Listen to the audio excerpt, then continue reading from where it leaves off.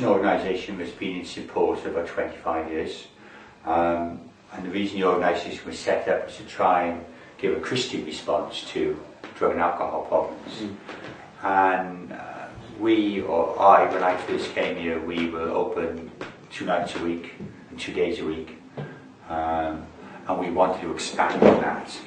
And basically, we now open 6 days a week, 5 nights a week. And we open 5 hours a day. During that time, we feed around 300 people. Didn't much too much money. I was running my own business.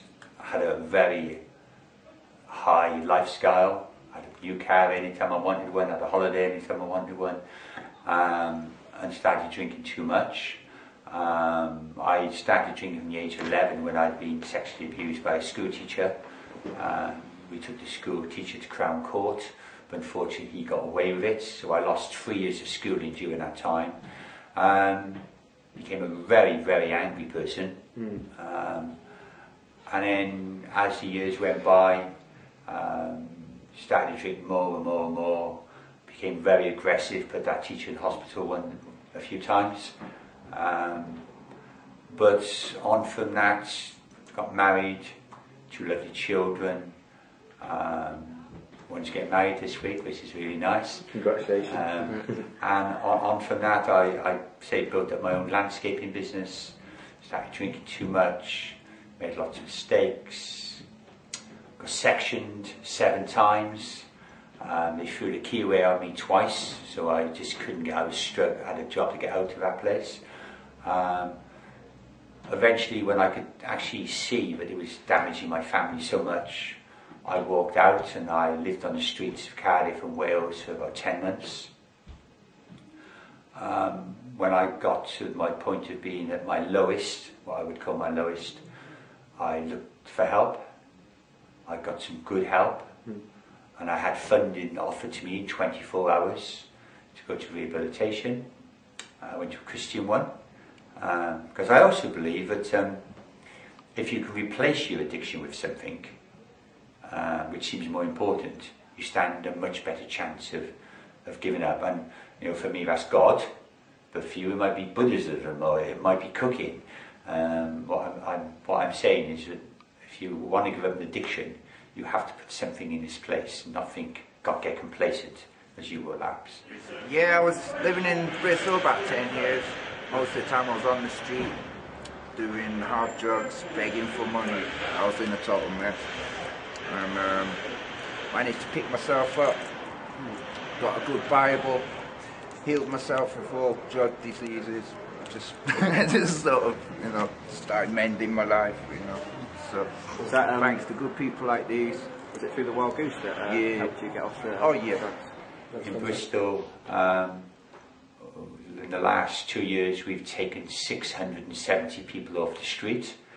We've helped them into rehabilitation, supported housing, Christian communities, whatever they want, because the way I believe we should work, it should always be a person-centered approach, and we shouldn't set people up to fail and say you should do this. What we do is plant the seeds, and we let them see whether or not they think it's a good idea. And some choose rehab, some choose dry houses, and if they lapse, they learn from that lapse. A lot of the people fail because other guys aren't coming off and they're talking to them, and slowly they're tempted again to get, do the same things. They remember the same patterns and go back to the same patterns. Yeah. So what I started doing was I started studying meditation. Yeah. A Buddha book it was, and started learning meditation.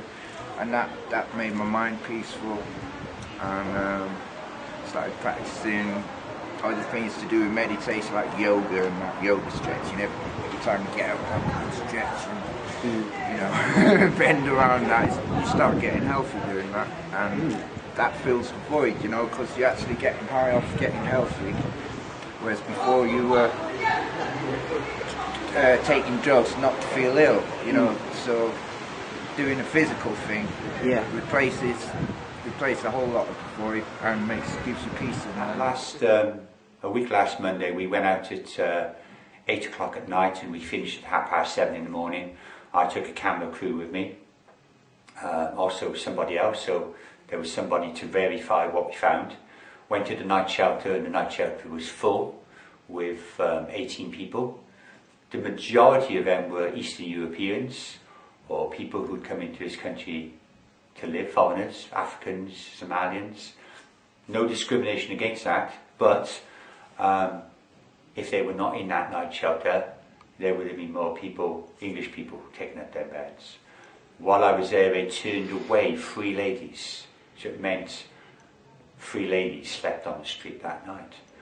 But when we'd done our count, we found 21 people, in total 5 of them being ladies, all genuinely homeless.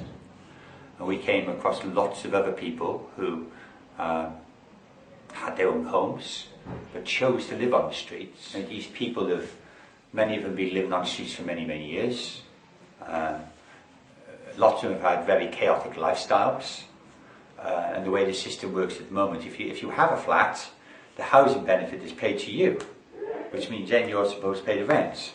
Now, most homeless people, most people in chaotic lifestyles, see money in their bank and think, oh, it's money. We'll spend this. Let's go buy some drugs. Let's go buy some alcohol. Let's buy some food. The last thing on their mind is to pay the rent. So they put people into flats, and it's a circle. They stay in the flat for 4 or 5 months. The bailiffs comes in, turn them out, back on the streets. They haven't paid their rent. Taxpayers are worse off. They're worse off. Everybody's worse off. I have actually got a flat, but it is kind of struggled to send and maintain it, and the amount of money that I've got to live on. I've also got stoma, which you obviously know about, which means I've got a bowel in the back, and I'm having my knee rebroken and re-screwed in the next 6 weeks. So I'm not really looking forward to winter that much, because I live on a second story of the flat, and it's difficult enough with no lead in the plaster. So I see what it's like when it's like that. But I've got good enough friends now to get with it. The cold affected the Definitely, yeah. Oh, the other day, last week when it was cold, it was murder. I was like to limp a lot. But if I walk about, it's when I stay still that it gets really, when I get out of bed in the morning, it's like, what? Where's my leg? I used to be a working man once. Yeah. Is it to do with the knee? No, it's to do with that. To do with my drinking. Which I'm doing a home detox starting next Monday. Fantastic. And then do my operation on my knee. But I've got to be clear of that I'm not on a Libyan script, because they're worried about shock. It's quite a long operation, and I got another one coming up exactly 2 months later. It's going to be even 4.5 hour operation, and I'm scared, but I just want it done. Yeah. I'm walking around like I'm carrying a little baby. I always have to carry spare crap with me and all that to always be able to deal with it. And also have to watch out that no one punches me in it, because it's like down there at night time. Yeah. People can get a little bit fisty and punchy, can't they? So there you go. Is it quite dangerous to receive a punch with the... If I got it there, it'd be really dangerous. Yeah. That's why a lot of the time you'll see I'd always have my hand in this pocket. Just keep my hand over. It's not that. It's people on the pavements with push bikes and the handlebars. Guess what height they are? Yeah. Bang on. Yeah. I'll show you if you want. It'll scare shit out of you. Yeah. That's it. Okay, yeah. Why not? Any of you squeamish? Not really.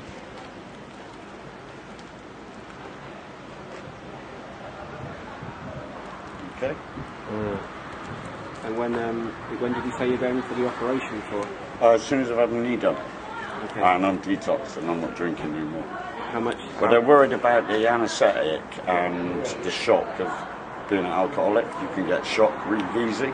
That's why they give you a Libyan script to get you off of the shock and through the heart attack and stroke level, and then you can bang on. Because life is so boring. Yeah. When you haven't got lots of money, what's the cheapest way to entertain yourself? Big bottle of White Ace. Yeah. And a few other idiots. Yeah. It's all perfect to me. If you consider that in this part of the country, in North Somerset, we have approximately 10% of the country's rehabs.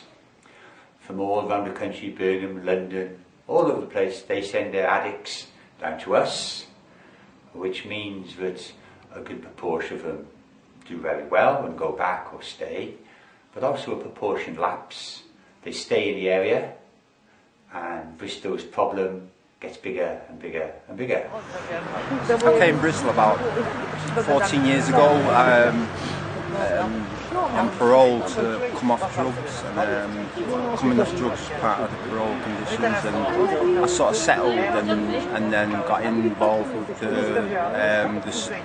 people, the community, and sometimes I'd rather come here and just eat a bit of cardboard pizza than sit in a cafe with a load of stuffy people, because like I'm used to this kind of people. I'm still sort of recovering and still struggling, and we're all struggling together in a way, and it just, you know what I mean, you just cheer each other up, and you get to find out how some of your friends are doing, and you know what I mean, you just give each other a bit of support. It helps. I tell you what, since it's been going, because I've been here, like I say, nearly 14 years now, and this wasn't here then, but like, the people have always been on the street, you know, the drinkers, the drug users, and then when it did open, it gave them a place and a place to go, and it sort of civilised people, and I think that's all it is. People just need a bit of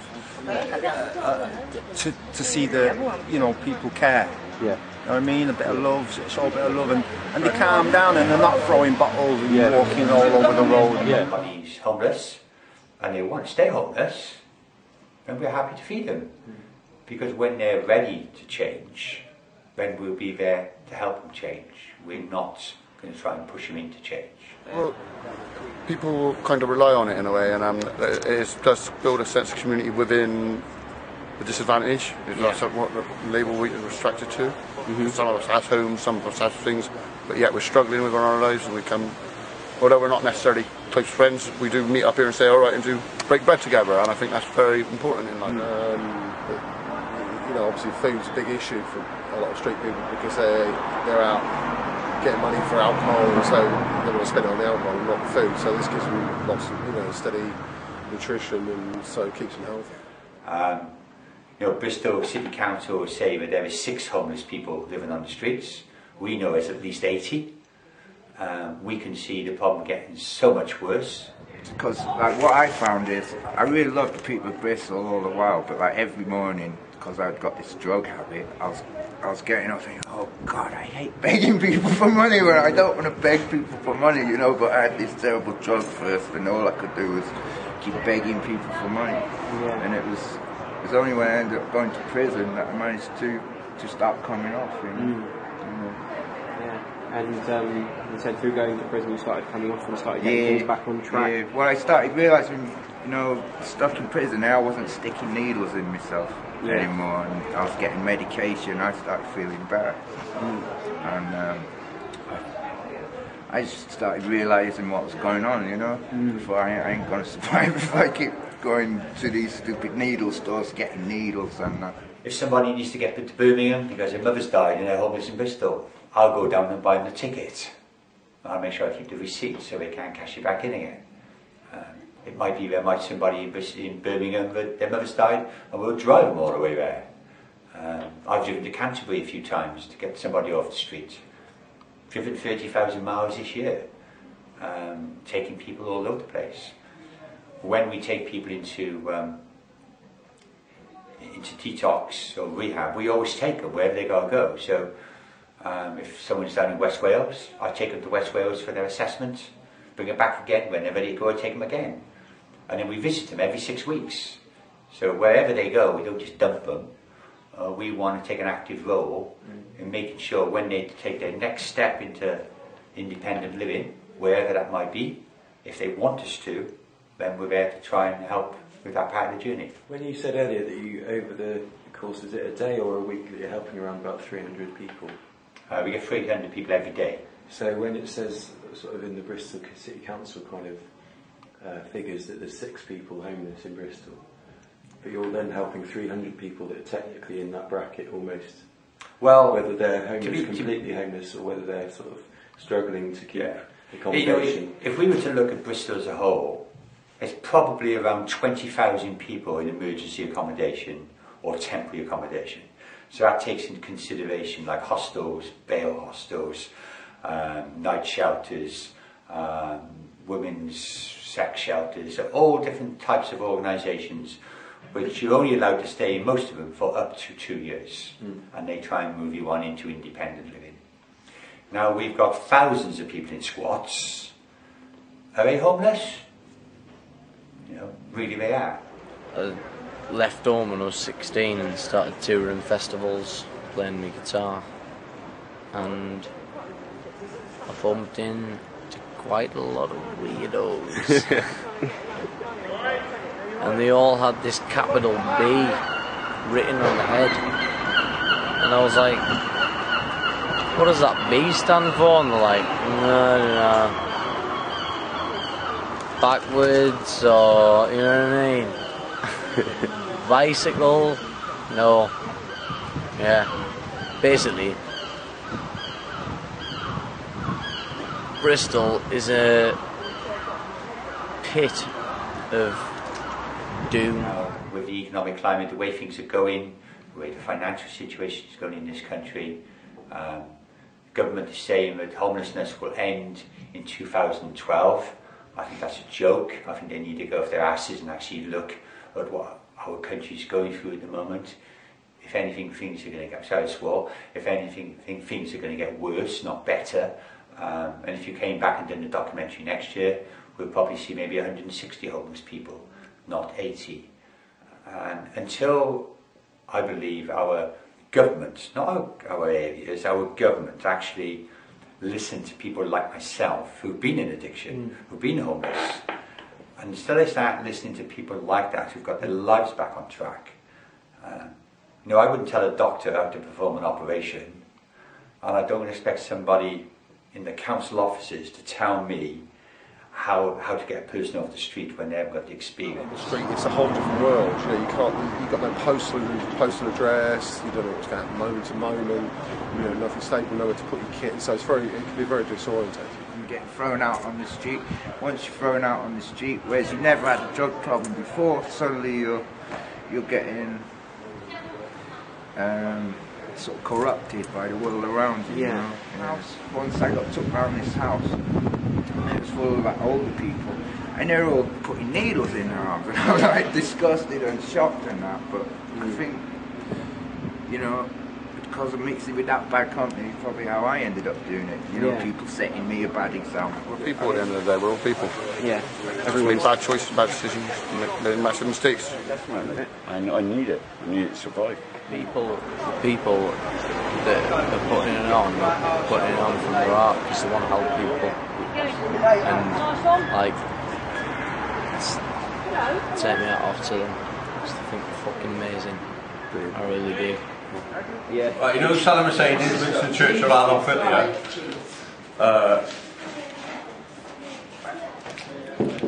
yeah, Saddam Hussein thinks he's going to die, so he goes up to the gates of heaven and says, "Can I come in?" I said, "Have you got a ticket?" He said, "No." He said, "We need a ticket to get into here." So he goes back down to her, says Adolf Hitler, so "You got a ticket to get into the gates of heaven?" He said, "No." So he said, Winston Churchill, he said, "We got a ticket to get into the gates of heaven?" He said, "Yeah." So give us a bit there. She says, "Come on, don't be tight, give us a bit more." So give him a bit more. So he goes back up to the gates of heaven and says, "Can I come in?" God said, "Have you got a ticket?" He said, "Yeah." So let's have a look then. So God says to him, "Things ain't looking too good for you, mate." He said, "Because..." Right. Yes, please. He said, "Because that's where you're going. So go away." So he told him to go away. So he went away, yeah. Adolf Hitler thinks he's going to die. So he goes up to the gates of heaven and says, "Can I come in?" God says, "You got a ticket?" He said, "No." He said, "We need a ticket to get in here." So he goes up. So he says, Winston Churchill, so he got a ticket to get into the gates of heaven. He said, "Yeah." He said, "Well, give us a bit then." So he goes back up to the gates of heaven and said, "Can I come in?" God said, "You got a ticket?" He said, "Yeah." He said, "Let's have a look then." So God says to him as well, he said, "Things ain't looking too good for you, mate, neither." He said, "Because I've heard about you. You know that Nazi dude drinking with him here?" So he told him to go away and all. So Winston Churchill thinks he's going to die, so he goes up to the gates of heaven and says, "Can I come in?" God said, "You got a ticket?" He said, "Yeah." He said, "Let's have a look then."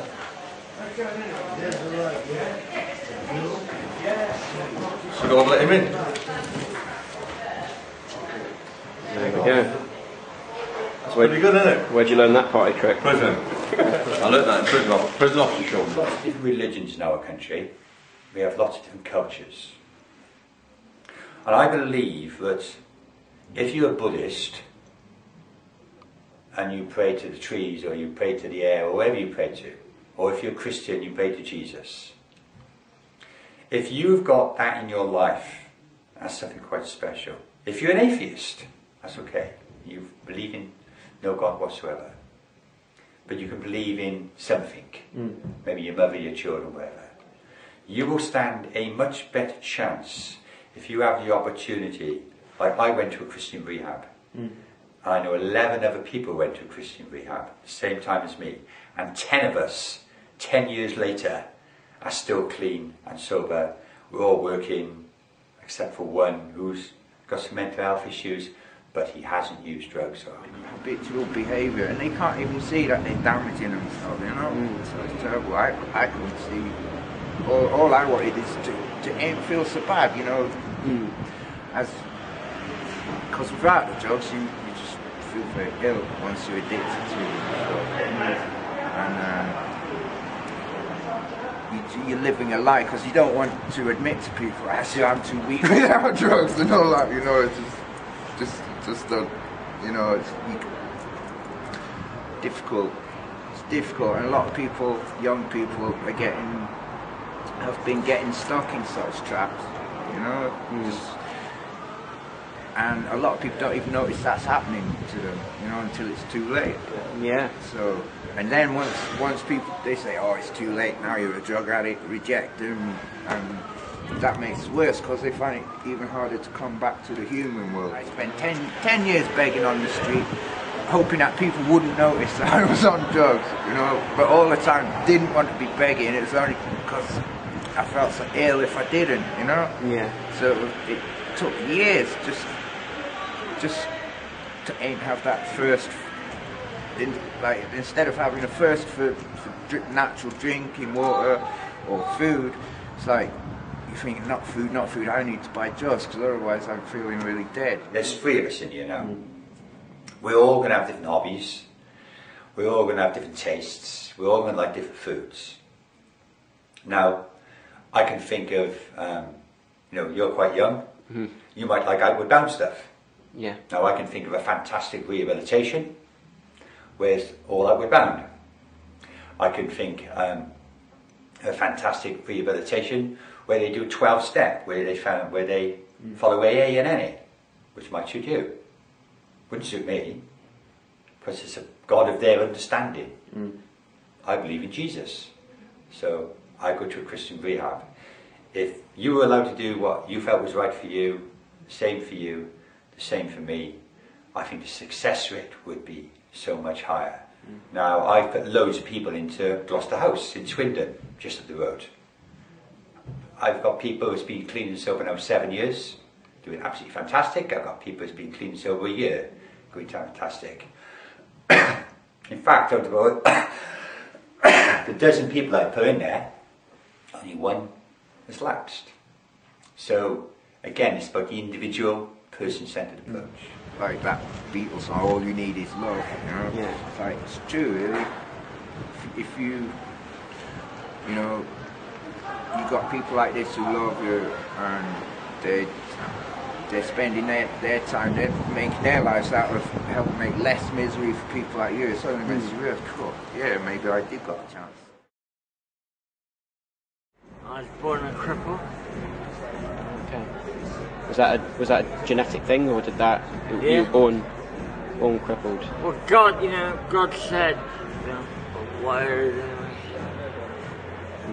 Do you think you think God did that?